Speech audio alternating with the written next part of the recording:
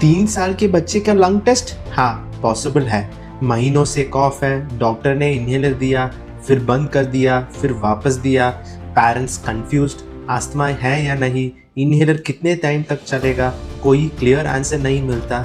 FOT test सिर्फ 35 seconds, बच्चा machine में ब्लो करता है, 1 मिनट में रिजल्ट। ये टेस्ट बताता है कॉफ की एक्चुअल रीजन क्या है, वीजिंग है या नहीं, अस्थमा है क्या, इन्हेलर चाहिए या नहीं, कितने टाइम तक चाहिए, सब कुछ प्रेडिक्ट हो जाते हैं। persistent cough है, stop guessing, save this post, book a lung function test, share with every confused parent.